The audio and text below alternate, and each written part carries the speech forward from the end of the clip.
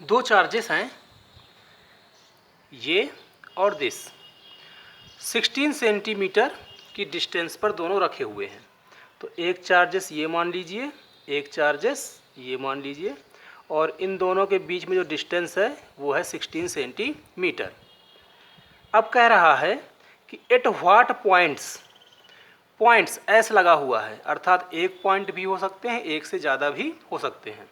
तो किन किन पॉइंट्स पर लाइन ज्वाइनिंग, अर्थात इसी लाइन पर, ये लाइन आगे भी बढ़ सकती है, इधर भी और इधर भी, इसी लाइन जो दो पॉइंट को ज्वाइन कर रही है, इसी लाइन पर कहाँ कहाँ पर इलेक्ट्रिक पोटेंशियल क्या होगा, जीरो होगा, ये हमें बताना है।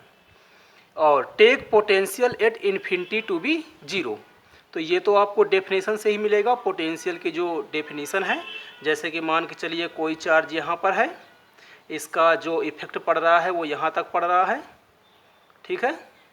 तो यहाँ पर तो जहाँ तक इफेक्ट पड़ेगा वहाँ तक उसका पोटेंशियल होगा, और जहाँ पर उसका इफेक्ट नहीं पड़ेगा, मान के चलिए कि यहाँ तक है ये, तो यहाँ पर उसका इफेक्ट नहीं पड़ेगा, तो ये क्या कहलाएगा, उसका इन्फिनिटी कहलाएगा। इस पॉइंट चार्ज के लिए ये पॉइंट क्या हो गया, इनफाइनाइट। तो इनफाइनाइट पे पोटेंशियल जीरो होगा, और ये बाउंड्री के अंदर जो होगा वहाँ पर पोटेंशियल उसका कुछ ना कुछ होगा। तो दो चार्जेस हो गए, एक को मान लिया हमने Q1 और एक को मान लिया हमने Q2। 16 सेंटीमीटर की डिस्टेंस हो गई इनकी, और कहाँ कहाँ पर उनका इलेक्ट्रिक पोटेंशियल जीरो होगा ये हमें बताना है। तो इलेक्ट्रिक पोटेंशियल का जो फार्मूला है वो आपको पता है, V equal to 1/4 pi epsilon 0 Q/R। तो इसमें दो पॉइंट चार्जेस हैं, तो दो आएंगे, V1 आएगा और V2 आएगा। कहाँ कहाँ पर जीरो हैं, तो हमें क्या करना है, इसका जो पोटेंशियल है, इसका जो पोटेंशियल है, वो दोनों पोटेंशियल किसी पॉइंट पे लेना है। अब वो पॉइंट कहाँ हो सकता है, तो वो पॉइंट इन दोनों के बीच में कहीं पर हो सकता है, मान के चलिए यहाँ पर, या फिर इन दोनों के या तो इधर या तो इधर होगा। तो मान के चलते हैं हम यहाँ पर, एक मान लेते हैं A और एक मान लेते हैं हम B पर। तो पहले हम निकालते हैं A के लिए, तो एट A पर V1 भी निकालेंगे और V2 भी निकालेंगे। तो V1 और V2 दोनों को मिला करके क्या रखना है, हमें जीरो रखना है, क्योंकि इलेक्ट्रिक पोटेंशियल क्या है, जीरो। V1 हो गया Q1 के लिए और V2 हो गया Q2 के लिए। तो formula 1/4 pi epsilon 0 Q1/R plus R देख लेते हैं, मान लेते हैं कि वो Q1 से कितने डिस्टेंस पर है, तो D डिस्टेंस पर है, और ये टोटल कितना है, तो 16 सेंटीमीटर है, इसको हम R मान लेते हैं।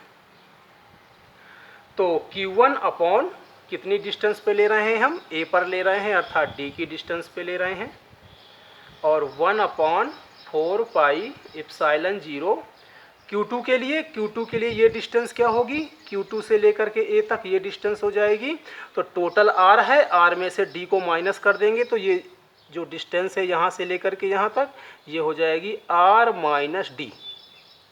तो ये हो गया हमारा Q2 अपॉन उनके बीच की डिस्टेंस, तो डिस्टेंस हो गई R माइनस D, और ये हो गया zero.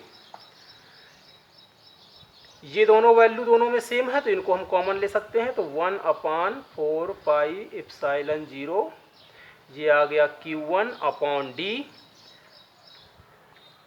Minus Q2 upon plus ये आएगा, इसको कॉमन ले लिया है, तो ये आ जाएगा R minus D equal to 0।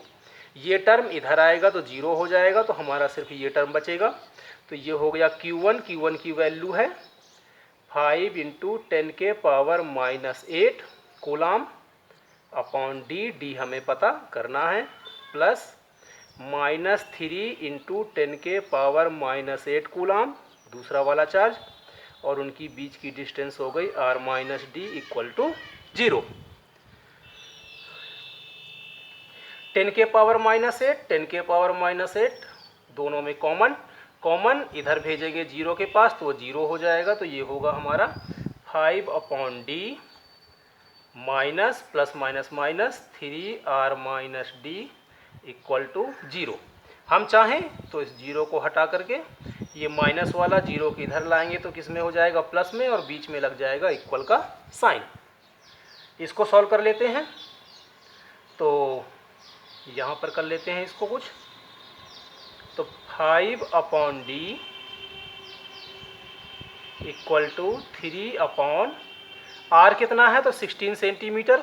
हमें ऐसा यूनिट में चाहिए, मीटर में चाहिए, तो ये हो जाएगा 0.16 मीटर और माइनस का d। सॉल्व कर लेते हैं, तो 5 16 5 जा 80, 5 का d में 5d और ये इधर हो जाएगा 3d। 5 और 3 तो 8 हो जाएगा, तो ये हो जाएगा 8d इक्वल टू 0.80। d की वैल्यू निकालेंगे तो ये हो जाएगा 8 से कैंसिल करेंगे तो 0.1 और 0.1 क्या है, मीटर में है, इसको सेंटीमीटर में लाएंगे तो ये हो जाएगा 10 सेंटीमीटर। अर्थात जो ए की डिस्टेंस है वो Q1 से कितने डिस्टेंस पर है, 10 सेंटीमीटर की डिस्टेंस पर है। इसमें 100 से मल्टीप्लाई करेंगे तो आपका 10 सेंटीमीटर ही आएगा। 0.1 इंटू 10 इंटू 100 सेंटीमीटर और 100 से मल्टीप्लाई करेंगे तो ये हो जाएगा 10 का। ये तो हो गया ए के लिए। अब हम निकालेंगे बी के लिए। बी इधर भी हो सकता है, बी इधर भी हो सकता है, तो हमने उस तरफ मान लिया है। आंसर हमारा एग्जैक्ट अपने आप कवर कर लेगा कि इधर है कि वो इधर है। अगर प्लस पे आंसर आया तो इधर की ओर हुआ, माइनस पे आया तो Q1 से इधर की ओर हुआ। तो इसके लिए हम क्या मानेंगे, हम मान लेते हैं कि यहाँ से यहाँ तक की जो डिस्टेंस है वो कितनी है, d है, और यहाँ से यहाँ तक की 16 है, इसको हम r मान लेते हैं। तो जो ये डिस्टेंस होगी वो डिस्टेंस कितनी हो जाएगी, तो d में से r को माइनस, तो ये डिस्टेंस जो है वो हो जाएगी d माइनस r। d में से r को कर दिया माइनस, तो ये हो गया d माइनस r। यहाँ भी निकालेंगे तो दोनों का पोटेंशियल क्या होना चाहिए, मिला करके 0 होना चाहिए। v1 की वैल्यू फिर से वही 1/4/ε0। Q1 की वैल्यू हो गई 5 इंटू 10 के पावर -8 अपॉन Q1 से B तक की डिस्टेंस कितनी है, d है, तो इसको हमने d लिख लिया, प्लस 1/4πε0। इसकी वैल्यू है -3 इंटू 10 के पावर -8। इसकी डिस्टेंस कितनी है, तो Q2 से लेकर के B तक की डिस्टेंस है d माइनस r, तो इसको लिख लिया हमने d minus r equal to में 0 होना चाहिए। ये कॉमन, ये भी कॉमन, और 0 के पास आकर के क्या हो गया, 0।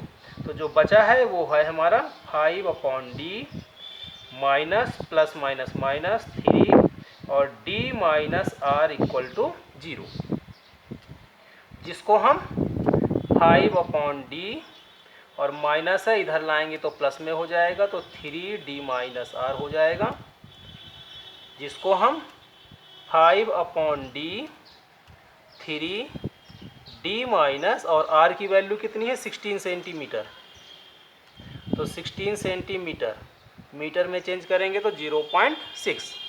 5 से d में मल्टीप्लाई करेंगे तो 5d आएगा, 5 से 16 में करेंगे तो 80 आ जाएगा, और 3d इधर होगा माइनस में, तो 5 में से 3 माइनस करेंगे तो 2d, माइनस वाली वैल्यू इधर आएगी तो प्लस में 0.8, d इक्वल टू 2 से इसको कैंसिल करेंगे तो 0.4 मीटर में, और यदि सेंटीमीटर में चेंज करेंगे, इसको कन्वर्ट करेंगे तो 100 से मल्टीप्लाई कर देंगे तो ये आ जाएगा 40 सेंटीमीटर। अब आप लिख सकते हो यहाँ पर कि 10 सेंटीमीटर है Q1 से राइट की तरफ, और 40 सेंटीमीटर है Q1 से राइट की तरफ, जहाँ पर पोटेंशियल दोनों का मिला करके 0 होगा।